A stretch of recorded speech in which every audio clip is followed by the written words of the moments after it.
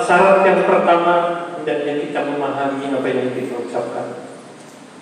Ketika kita mengucapkan la ilaha illallah Muhammadur Rasulullah atau asyhadu an la ilaha illallah wa asyhadu anna Muhammadan abduhu wa rasuluh, kita memahami betul bahwa tidak ada yang kita taati, tidak ada yang kita sembah kecuali Allah, Tuhan yang Maha Esa, Tuhan yang Maha Kuasa, Tuhan pencipta seluruh alam semesta.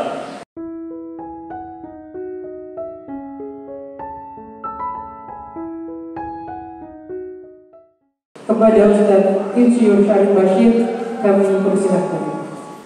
Assalamualaikum warahmatullahi wabarakatuh. Innal hamdalillah nahmaduhu wa nasta'inuhu wa nastaghfiruh wa na'udzu billahi min shururi anfusina wa min sayyiati a'malina. May yahdihillahu fahuwal muhtad wa may yudlil falan tajida lahu waliyyan mursyida. Asyhadu an la ilaha illallah wa asyhadu anna Muhammadan abduhu wa rasuluh. Allahumma shalli wa sallim wa barik ala nabiyyina Muhammadin wa ala alihi wa sahbihi wa mawalah. Fa ya ayyuhal ikhwah ittaqullaha haqqa tuqatih wa la tamutunna illa wa antum muslimun. Qala Allah ta'ala fi Qur'anihil Karim, a'udzu billahi minasy syaithanir rajim. Innamal mu'minuna alladziina aamanu billahi wa rasulihi thumma lam yartabu wa jahadu bi amwalihim wa anfusihim fi sabilillah ulaika humus shadiqun. Wa qala rasuluhu man jaa'a bil hasanati wa man ahsanu diinan mimman aslama wajhahu lillahi wa huwa muhsin wattaba millata Ibrahima hanifa wattaqallahu Ibrahima khalila. Masyaallah muslimin rahimakumullah, kita bersyukur kehadirat Allah Subhanahu wa taala pada siang hari ini kita masih diberi kesempatan olehnya untuk melaksanakan ibadah sholat Jumat bersama-sama. Mudah-mudahan kehadiran kita di masjid ini hari ini menjadikan kita lebih dekat kepada Allah Subhanahu wa taala, menjadikan diri kita lebih cinta kepada Allah dan dicintai, menjadikan kita lebih ridho atas segala tuntunannya, atas segala aturannya, atas segala syariatnya, dan kita pun cinta kepada Rasulullah sallallahu alaihi wasallam sehingga kita dengan ikhlas mengikuti apa yang diajarkan. Masyaallah muslimin rahimakumullah, tiap hari kita bersyahadat dengan syahadatain asyhadu an la ilaha illallah wa asyhadu anna Muhammadan abduhu wa rasuluh. Saya kira semua sudah paham artinya, tetapi kata para ulama, tidak semua orang yang bersyahadat diterima syahadatnya oleh Allah Subhanahu wa taala. Kenapa? Karena memang ada syarat-syaratnya agar syahadat kita diterima oleh Allah Subhanahu wa taala. Syarat yang pertama, hendaknya kita memahami apa yang kita ucapkan. Ketika kita mengucapkan la ilaha illallah Muhammadur Rasulullah atau asyhadu an la ilaha illallah wa asyhadu anna Muhammadan abduhu wa rasuluh, kita memahami betul bahwa tidak ada yang kita taati, tidak ada yang kita sembah kecuali Allah, Tuhan yang Maha Esa, Tuhan yang Maha Kuasa, Tuhan pencipta seluruh alam semesta. Qul huwallahu ahad, Allahus samad, lam yalid wa lam yulad wa lam yakul lahu kufuwan ahad.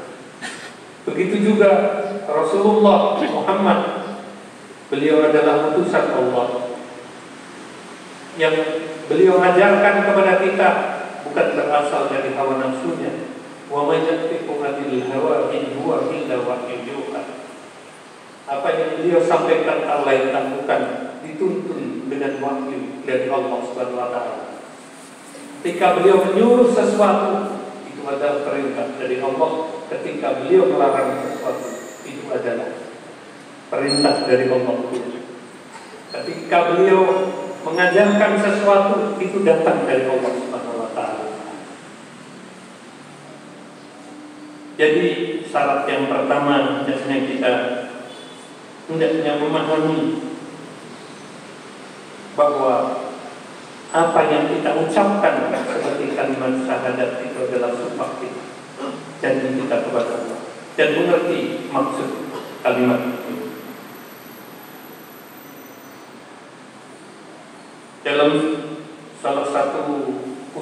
Dalam hadis Sahih Bukhari dari Utsman bin Affan radhiyallahu anhu, Rasulullah sallallahu alaihi wasallam bersabda, "Man mata wa huwa ya'lam annahu la ilaha illallah dakhala al-jannah." Barang siapa yang meninggal dunia dan dia mengetahui, memahami bahwa tak ada yang berhak disembah, sesembahan yang berhak disembah selain Allah, niscaya dakhala al-jannah, masuk surga. Jadi syarat pertama adalah memahami yang kita ucapkan.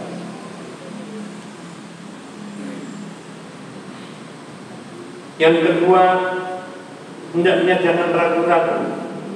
Ketika kita bersyahadat, tidak ragu-ragu dengan syahadat kita. Di dalam surat Al-Hujurat ayat 15 Allah berfirman, "A'udzubillahi minasyaitonir rajim. Innamal mu'minuna alladziina aamanu billahi wa rasulihi thumma lam yartabu wa jahadu bi amwalihim wa anfusihim fi sabilillah. Ulaika humus shadiqun." Sesungguhnya orang-orang yang beriman hanyalah orang-orang yang beriman kepada Allah dan Rasul-Nya, kemudian mereka tidak ragu-ragu dan mereka berjihad dengan harta dan jiwa mereka di jalan Allah. Mereka itulah orang-orang yang benar. Ayat ini menunjukkan kepada kita, sekali kita beriman, bersyahadat, mengakui Allah Tuhan kita, Rasulullah panutan kita, hendaknya tidak ragu-ragu. Artinya tidak ada kebenaran yang lebih baik dari yang datang dari keduanya, dari Allah dan Rasulnya. Sehingga dikatakan oleh Rasulullah SAW dalam salah satu pernyataan beliau, menyatakan, barang siapa yang berpegang kepada dua hal, taraktu fiikum amrayn, telah kutinggalkan kepada kalian dua hal, lan yadillu lahu abadan, lan yadillu abadan, tidak akan tersesat selamanya. Kitab Allah wa sunnatur Rasul. Dua hal itu adalah kitab Allah dan sunnah Rasul, Al-Quran dan sunnah. Dalam zaman yang seperti apapun juga, dalam situasi kondisi seperti apapun juga, kalau kita tetap berpegang kepada dua hal itu, insya Allah selamat. Sejak zaman Nabi sampai nanti akhir zaman, semodern apapun zamannya, permasalahan manusia tidak terlalu beda. Yang beda modus-modusnya saja, yang beda warnanya, yang beda hanya modelnya, tapi hakikatnya sama saja. Karena selera manusia sejak zaman awal sampai akhir tetap hawa nafsunya hanya tahta harta wanita, tak lebih dari itu. Sehingga patokannya pun tetap dari Allah Subhanahu wa Ta'ala. Al-Quran dan Sunnah ini diberikan Allah kepada kita sebagai tuntunan hidup, pegangan hidup, pedoman hidup bagi kita. Dan sebagai seorang yang beriman, kita tak boleh ragu dengan itu. Seorang mukmin tak mungkin meragukan Al-Quran, seorang mukmin tak mungkin meragukan hadis. Hadis adalah pelengkap bagi Al-Quran, penjelas bagi Al-Quran. Tanpa hadis kita bisa salah dalam menafsiri, dalam memahami suatu ayat. Bahkan sampai asbabun nuzul, asbabun wurudnya itu diperlukan untuk memahami makna hadis, makna ayat dan hadis yang kita terima, sehingga tidak cukup hanya dengan terjemahan saja. Dan satu hal yang paling penting, prasyarat utama kita menggunakan Al-Quran dan hadis sebagai pegangan hidup agar selamat menjalani kehidupan dunia ini sampai ke akhirat nanti adalah tidak ragu-ragu dengan keduanya. Tidak ragu-ragu dengan Allah, tidak ragu-ragu dengan Rasulullah. Beliau adalah betul-betul utusan Allah yang tidak mengucap kecuali dengan bimbingan dari Allah Subhanahu wa taala. Dan sebagai bukti atas ketidakraguan kita adalah wajahadu bi amwalihim wa anfusihim. Tandanya kita tidak ragu, kita berjihad, berjuang, berupaya memperjuangkan, membela agama, membela kebenaran, mengajak orang kepada kebaikan, mencegah manusia dari kemungkaran dengan jiwa dan harta kita. Dan dengan itu ayat ini mengatakan, Al-Hujurat 15 ini menyatakan ulaika humus shadiqun. Mereka itulah orang-orang yang benar dengan keimanannya, benar dengan syahadatnya. Yang ketiga, menerima dengan penuh apa yang datang dari Allah dan Rasul.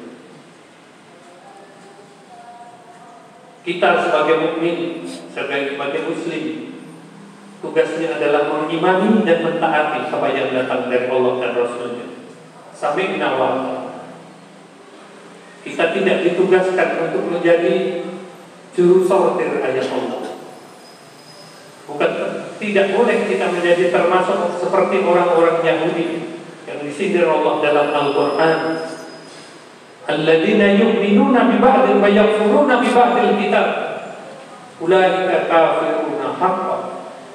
Adalah orang-orang yang beriman kepada sebagian dari isi Al-Quran, isi kitab, dan kufur kepada sebagian yang lain. Mereka itu adalah orang yang kufur yang sebenar-benarnya, kata Allah. Orang yang sangat ingkar kepada Allah. Jadi kita tidak boleh jadi juru sortir ayat Allah. Dipilah-pilah untuk dipilih-pilih. Mana yang suka kita ambil, mana yang tidak suka kita buang. Sebagai muslim, kita harus menerima seluruhnya. Tentu ketika berkaitan dengan hadis, kita ada klasifikasi hadisnya. Untuk hal-hal yang berkaitan dengan ibadah fardhu misalnya, tidak hanya mengambil hadis-hadis sahih. Untuk yang berkaitan dengan tauhid, kita bahkan mengambil hadis-hadis yang mutawatir. Untuk fadhailul a'mal, mencari pahala, mencari tambahan pahala, mencari kebaikan, cukuplah dengan hadis-hadis hasan. Bahkan sebagian hadis dhaif pun masih diperbolehkan oleh sebagian ulama. Jadi intinya kita bukan menjadi juru sortir sesuai dengan selera kita. Hendaknya kita menerima apa yang datang dari Allah dan apa yang datang dari Rasulnya.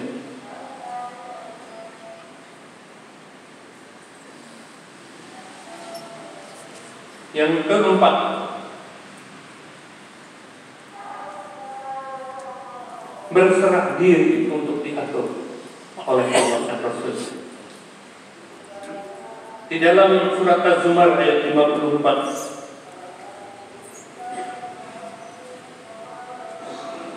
Allah berfirman, "A'udzubillahi minasyaitonir rajim, wa anibu ila rabbikum wa aslimu lahu min qabli an ya'tiyakumul adzab thumma la tunsarun." Dan kembalilah kamu kepada Tuhanmu dan berserah dirilah kepadanya sebelum datang azab kepadamu, kemudian kamu tidak dapat ditolong lagi. Ayat ini memerintahkan kepada kita agar kita senantiasa merujukkan diri kita kepada tuntunan Allah dan Rasulnya, aturan Allah dan tuntunan Rasulnya, dan kemudian berserah diri. Ketika Allah mengatakan sesuatu itu haram kata kita. Ketika Allah menyatakan sesuatu itu halal kata kita. Tidak ada tawar menawar. Kalau Allah menyatakan baik kata kita, Allah mengatakan buruk kata kita. Begitu seterusnya. Artinya Kita menyerahkan diri untuk diatur oleh Islam, bukan kita yang mengatur Islam. Karena Islam datang untuk kita, bukan kita datang untuk Islam. Dengan itu insya Allah akan membimbing kita tetap di jalan yang diridhoinya. Di dalam ayat lain surat An-Nisa ayat 125 Allah mengatakan, "Wa man ahsanu dinan mimman aslama wajhahu lillahi wa huwa muhsin wattaba'a millata Ibrahim hanifa wattakhadha Allahu Ibrahim khalila." Dan siapakah yang lebih baik agamanya daripada orang yang ikhlas menyerahkan dirinya kepada Allah untuk diatur dengan agama ini, sedangkan dia pun mengerjakan kebaikan dan mengikuti milah Ibrahim yang lurus, dan Allah mengambil Ibrahim menjadi kesayangannya. Agama kita adalah terusan, kelanjutan dari agama Nabi Ibrahim, bahkan agama Nabi Adam. Sejak Nabi Adam sampai Nabi Muhammad, seluruh Nabi beragama Islam, membawakan tauhid yang sama, hanya dalam beberapa cara beribadah yang berbeda, termasuk dalam masalah halal haram.